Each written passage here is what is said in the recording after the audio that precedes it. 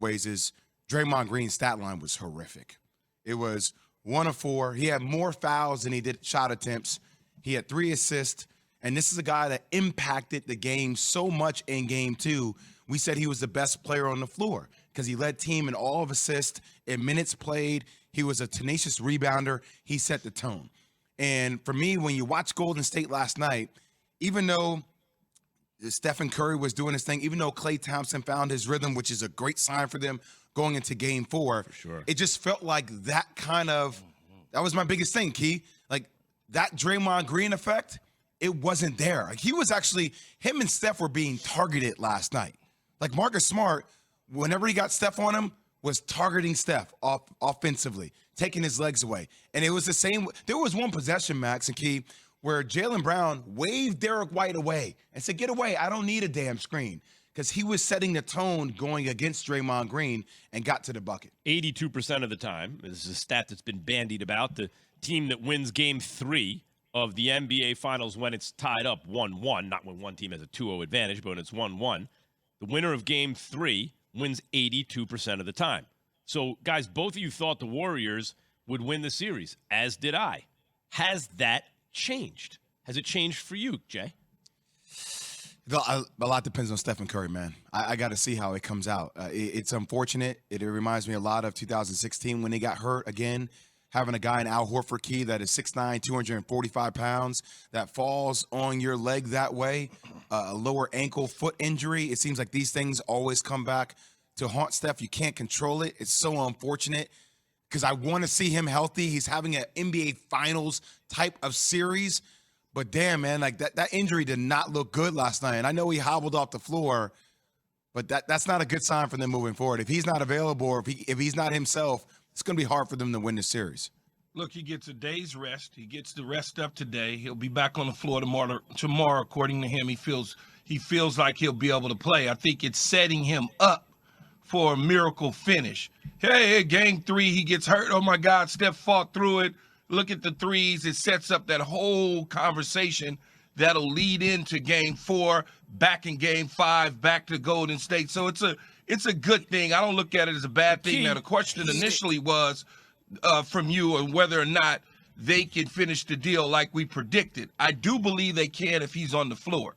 If he's not on the floor, it's going to be really, really hard. I think any team that loses their top dog, if all of a sudden Jason Tatum disappears from the Boston Celtics or Marcus Smart disappears from the Boston Celtics, LeBron James disappears from the Lakers, you don't have a chance. And it's the same way with Stephen Curry.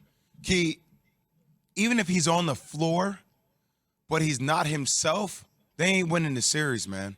They're not. Of course. Of course. Like he needs to be healthy. Like he has been prolific this NBA Finals, man. He's made 5 or more threes multiple times in his career, the only player in NBA history to do so in the finals. He's averaging 31 points per game. I don't care what anyone says. He's having his best finals of his career so far. Game 1, I didn't like the fact that I thought he faded in the second half. He still wound up with 34. He had a big first half. Games 2 and 3, Steph answered the bell when his team needed him to, scoring in ways I have not seen. I saw flashes of it in the Toronto series, right? But on the non-KD teams, I haven't seen what he's done so far. But Key, you bring up, and Jay, you bring up 16. Come on, Max, he had the ankle. So if this winds up where he's playing, Key, but it's kind of a 2016 situation, do you think they can win anyway because there's no LeBron James on the other side?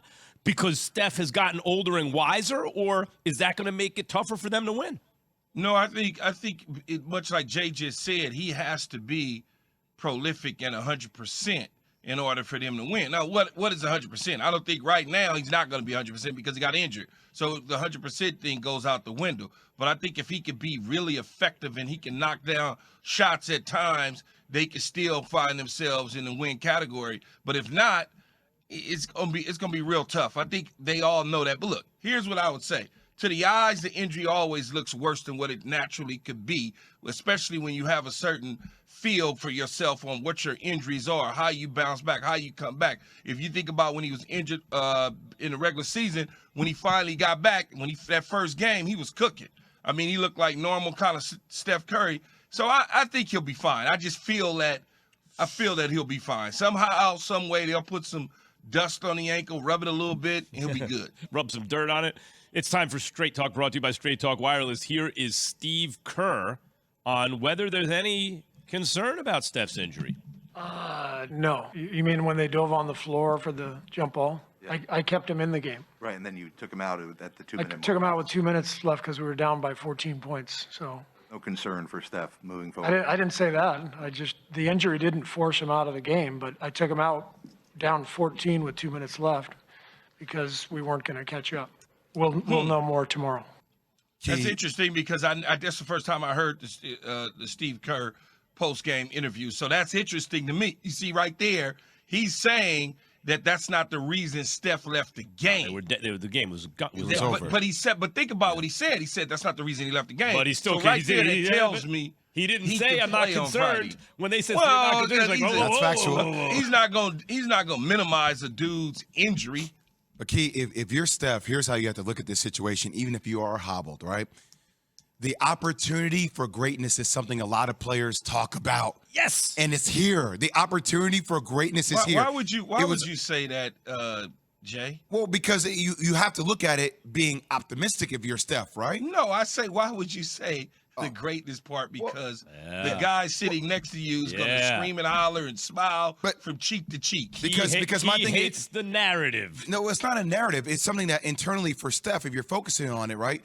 If you've been playing your ass off up until this point, like it's pretty much a consensus that everybody thinks about him as the NBA Finals MVP thus far, even though they're down 2-1. Okay, like we're trying to give the trophy to Stephen Curry. Oh, this just helps. This is going to create that drama.